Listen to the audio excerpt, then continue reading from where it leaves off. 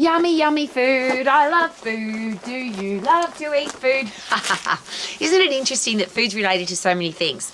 Parties, social events, weddings, funerals, Christmas, Easter, birthdays. We do lots of things when it comes to food. So we don't always eat because we're hungry. Sometimes we eat because it's a social event.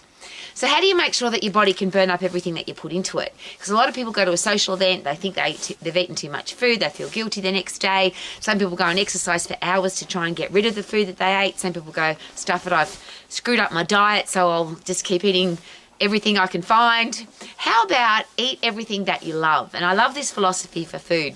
Eat when you're hungry, stop eating when you're full. Eat all the foods that you love. Don't eat any of the foods that you don't like. Eat mostly foods that either grow in the ground or run on the ground and they haven't been screwed with by humans. And then it's kind of like the 80-20 rule. About 80% of the time, eat food that's going to give you nutrition, give you high performance, give you a stack of energy, make sure that you're healthy, fit and strong for the rest of your life. But there's a thing about food for mental health. You've got to eat the foods that you love because if you've got a body that's healthy, fit and strong, you can burn them all up. So that means cake and biscuits and chocolate and chips and beer and wine and all the things that people say bad food shouldn't have, that's bad for you, don't have it, you could die. And I know that sounds really extreme, but I've had people say that to me, if you eat that, you're going to die early. Well, I also have met lots of very, very old people that have eaten what is technically considered very bad food all of their lives, and they've lived a very long time with a stack of energy. So how about this? Turn your body into a food burning machine so that you don't have a chance to turn it into fat. Everything we eat and everything we drink, if we've got too much of it in our body will find a way to convert all of it into fat and put it in our fat store to store for later. So alcohol technically doesn't store as fat.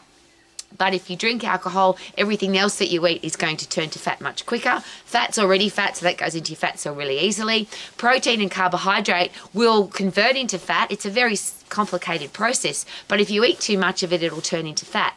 So I don't want any excess fat on my body. How about you? I don't want my protein and carbohydrate and anything that I eat or drink to turn into fat. So I want to have a body that's a food burning machine.